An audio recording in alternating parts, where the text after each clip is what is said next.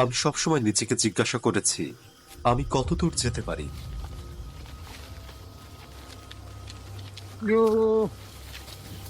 সবচেয়ে দূরের কোন জায়গাটায় আমরা যেতে পারি? বিশ্বের সবচেয়ে বিচ্ছিন্ন দ্বীপ কোনটি? আমরা প্রথমবারের মতো তাদের সাথে সাক্ষাৎ করেছি। আমার মনে হয়েছিল আমি অতীতে ভ্রমণ করছি, রেইন ফরেস্টে, পাপুয়াতে, যেখানে শেষ নরখাদক উপজাতিদের বাস। নারীরাও আছেন, উলঙ্গ, কিছু পরে না। করোয়া, যে উপজাতি বাস করে সবচেয়ে বিচ্ছিন্ন জায়গায় এই পৃথিবীর, গাছের উপরে। অস্বাভাবিক গাছ, খুব লম্বা। এই বন দ্বিতীয় ব্রাজিলের আমাজনের পরে বিশ্বের সবচেয়ে বিচ্ছিন্ন উপজাতি। এই উপজাতিগুলো বন থেকে এসেছে, শিক্ষিত নয়। সরকার তাদের বন থেকে বের করে দিয়েছে এবং তাদেরকে একটি গ্রামে রেখেছে। তাদেরকে সর্বত্র দেখা যায়, রাস্তায়, এয়ারপোর্টে, বাড়ির সামনে। ইন্টারনেট ছাড়া বসবাস এবং পড়াশোনার জন্য কোনো স্কুল নেই।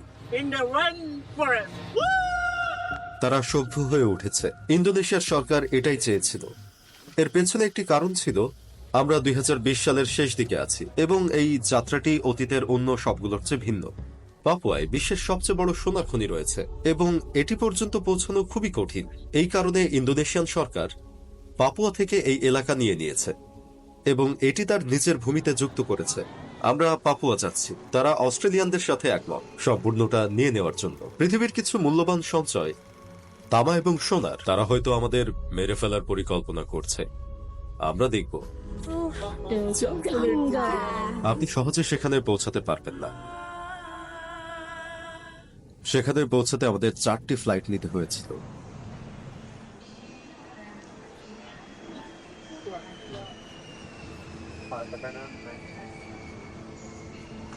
বালি থেকে মাকাস্সার, মাকাস্সার থেকে জয়পুরা।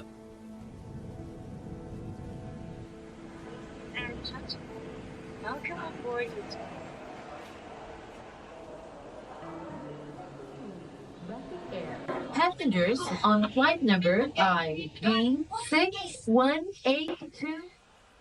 জয়পুরা হলো রাজধানী, পাপুয়ার রাজধানী।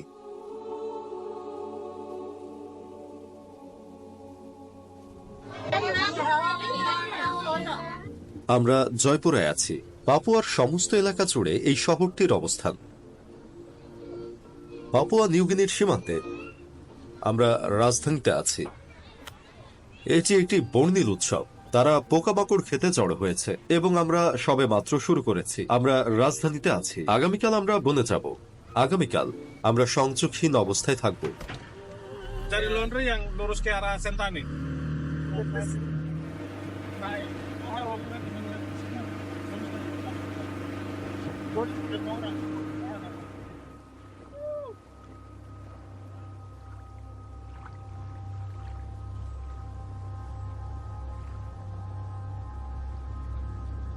আগামীকাল আমাদের ইন্টারনেট থাকবে না। আমরা বহির্বিশ্ব থেকে সংযোগহীন অবস্থায় থাকব। আমরা কেন্দ্রের দিকে যাচ্ছি, পাপুয়ার ঠিক কেন্দ্রে আগামীকাল, তাই না? আগামীকাল আমরা পাপুয়ার কেন্দ্রের দিকে যাব। জঙ্গল, প্রত্যন্ত পাপুয়া।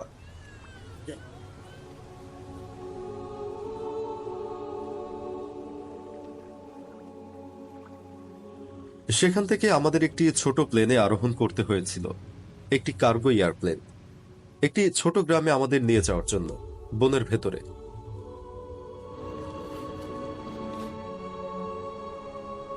আমরা সফলভাবে গ্রামটিতে এসে পৌঁছালাম এবং ইন্টারনেট সম্পূর্ণভাবে বিচ্ছিন্ন হয়ে গিয়েছে এবং বনের ভেতর আমাদের প্রবেশ করতে হলো এবং বেশ কয়েক ঘন্টা হাঁটলাম করোয়াই উপজাতিদের কাছে পৌঁছানোর জন্য, যারা তাদের জীবনকালের শেষ পর্যায়ে আছে। বাহ, বনের ভেতর আমাদের যাত্রা শুরু হলো। প্রায় 4 দিন হতে চলল। শহর থেকে শহরে যাচ্ছি, গ্রাম থেকে গ্রামে, এক জায়গা থেকে অন্য জায়গায় ভ্রমণ করছি। আমরা এখন রেইন ফরেস্টে আছি বন্ধুরা। এই বনগুলো হলো সবচেয়ে উঁচু এবং পৃথিবীর সবচেয়ে বড় রেইন ফরেস্টগুলোর মধ্যে অন্যতম। দ্বিতীয় বৃহত্তম দ্বীপ। এটি এখন অ্যামাজনের মতো। এসব বনগুলোর মধ্যে আপনি কখনোই জানবেন না কি হতে চলেছে। এবং আমরা করোয়াই উপজাতিদের খুঁজছি। আমরা এখন 5 জন। এগুলো অত্যন্ত বিচ্ছিন্ন, পৃথিবী থেকে বিচ্ছিন্ন। 30 বা 40 বছর আগে তারা এতই বিচ্ছিন্ন ছিল, না কোনো ইন্টারনেট আছে, এবং না আছে কোনো বাইরের জগৎ। মানে এটি হলো সর্বোচ্চ এবং সর্ববৃহৎ রেইন ফরেস্ট এই পৃথিবীতে। বনগুলো বেশ বড় এবং সত্যি এটি আমার কল্পনার চেয়েও বড়। এটি সত্যি চমৎকার চমৎকার। আমি দলপ্রধানের পদচিহ্ন খুঁজছি।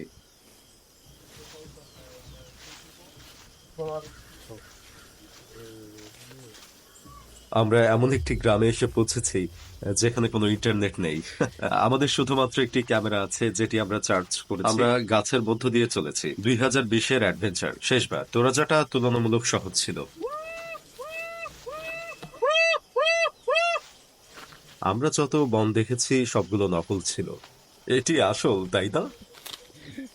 এখান থেকে 3 দিন পায়ে হাঁটলে পর্বতের দেখা পাওয়া যাবে। এগুলো অল্প কিছুদিন আগের পদচিহ্ন। এটি হলো সেটি যা আমি খুঁজছি। পদচিহ্ন খুঁজছিলাম এটা জানতে যে উপজাতিটি কোন দিকে গিয়েছে। আমরা তাদের খুঁজে বের করার চেষ্টা করব। এই চিহ্নটি, এটি এক্স। এটির অর্থ হলো অন্য মানুষদের এই পথ অনুসরণ করে হাঁটার অনুমতি নেই। তারা এটি বুঝতে এই চিহ্নটি ব্যবহার করেছে। এটি একটি চিহ্ন বিনা অনুমতিতে প্রবেশ ঠেকাতে। আপনি কি ওটা শুনেছেন বন্ধুরা? এটি হলো স্বাগত জানানোর চিহ্ন। কোনো অতিথি অথবা অপরিচিত কাউকে, হয়তো যারা তাদের সাথে দেখা করতে আসে, অথবা আমি জানি না উদ্দেশ্য কি তার উপর নির্ভর করে। বাঁশি, স্থানীয় বাঁশিগুলো বাঁশ থেকে তৈরি। তারা তাদের ভাষায় আমাদের স্বাগত জানাচ্ছে। আমাদের এখানে আসার উদ্দেশ্য হলো খাদ্যে পরিণত হওয়া কুরাই মানুষগুলো দ্বারা। আপনি শব্দটি শুনেছেন? এটা তারা তারা আমাদের সম্ভাষণ জানাচ্ছে। আমি জানি না সে কি সিরিয়াস নাকি মজা করছে, তবে আমরা তাদের এখন শুনতে পাচ্ছি বনের মধ্য থেকে। হাই কি করে বলে? কোন্ট্রি কোন্ট্রি কুন্ত্রি।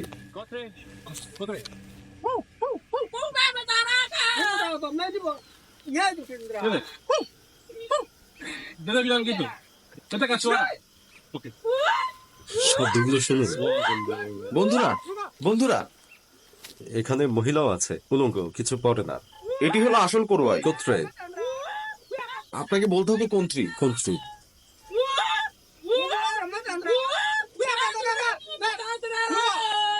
কুন্ত্রি। Kotre.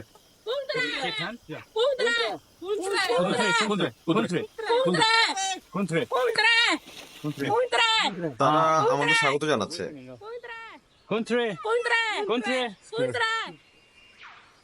তারা চায় আমরা তাদের বাড়িতে যাই। অবিশ্বাস্য, এটি একটি পরিবার, তাই না? হ্যাঁ, তারা একটি পরিবার।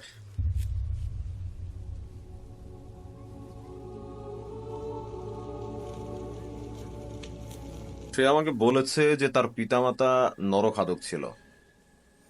Dulu orang tua kami makan, tapi keturunan kami এখানে নরমাংস ভক্ষণ করা খুবই স্বাভাবিক বিষয় বেঁচে থাকার জন্য। এটি অদ্ভুত এক জায়গা। আমরা তাদের বাড়িতে আছি। আমি বিশ্বাস করতে পারছি না তারা এখানে কিভাবে বাস করে। তাদের ঐতিহ্যবাহী পোশাক, তারা কিছুই পরিধান করে না। তারা এখন শিকারে যাচ্ছে। আমরা তাদের সাথে যাচ্ছি এবং কি হয় দেখতে। এটি একটু কঠিন মনে হচ্ছে। তারা মাছ এবং শূকর শিকার করে। এটি তাদের দৈনন্দিন জীবন এবং দেখুন তারা কি করে। এখানে তার একটি শিকারী কুকুর আছে। শিকার করার সবচেয়ে পুরাতন প্রথা। তারা শতাব্দী ধরে এভাবে বাস করে আসছে।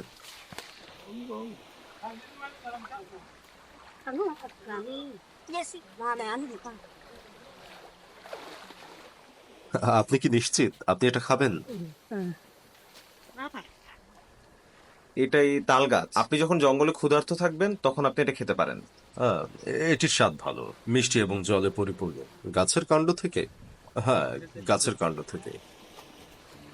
কোরওয়াই মানুষরা নরমাংস ভক্ষণ করে। তার মানে তাদের নিজেদের গোত্র হতেই কাউকে মেরে ফেলা। তারা এমনটা কেন করে? এর কারণ হলো নারী ঘটিত সমস্যা এবং শূকর চুরি করা। তারা কি এখনো নরমাংস ভক্ষণ করে নাকি আগে করত? এখন পাপুয়াতে খ্রিস্টান ধর্মের কারণে গোত্রের মাঝে শান্তি বজায় আছে, আর এখন এগুলো প্রায় নেই বললেই চলে।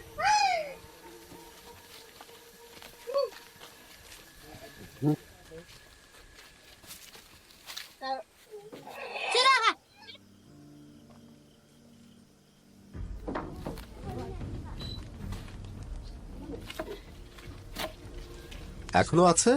দেখুন কিভাবে তারা তাদের খাদ্য খায়, কারণ তারা মাছ আছে এমন এক বনে বাস করে। তারা সব সময় এখানে বাস করে না, তারা এখানে বাস করে। সরকার তাদের বাধ্য করে গ্রামে ফিরে যেতে। তারা এখানে রাস্তা এবং সর্বত্র তাদের নিবেশ তৈরি করেছে, কারণ সরকার তাদেরকে বাধ্য করেছে এখান থেকে বের হয়ে যেতে, এবং তাদেরকে গ্রামে নিয়ে গিয়েছে সভ্য করে তোলার জন্য।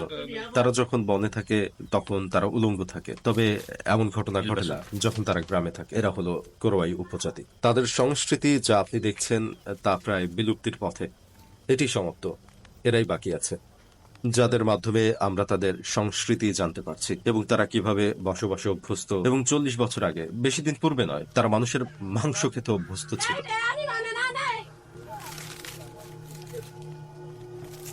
আমরা এখন চলে যাচ্ছি বন্ধুরা, আমাদের অ্যাডভেঞ্চার শেষ। আপনি যদি কোরওয়াই উপজাতি সম্পর্কে শুনে থাকেন, তবে তারাই সর্বশেষ নরখাদক উপজাতি। তারা 60-এর দশক থেকে এটি বন্ধ করেছে, তবে তাদের মাঝে কেউ কেউ এটি এখনো করে থাকে। তারা বনের মাঝে লুকিয়ে থাকে, এই বিশাল বনে। সরকার তাদের জন্য বাড়ি তৈরি করেছে। এই লম্বা গাছগুলো দেখুন, যেখানে তারা একসময় বাস করত বৃষ্টি থেকে নিরাপদ থাকার জন্য, যেটি এখন শুরু হলো হঠাৎ আমাজনের মতো। মানে আপনারা যদি দেখতে চান আমাদের জানাবেন। আমাজন বনটি ব্রাজিলে, কোরওয়াই পাপুয়ার বনের একদম মাঝে। এটি সবচেয়ে বড় এবং উঁচু নিরক্ষীয় দ্বীপ পাপুয়া। আপনারা কমেন্টে আপনাদের মতামত জানান। আমরা তোরাজা এবং কোমোদাতে গিয়েছি, আজকে কোরওয়াই।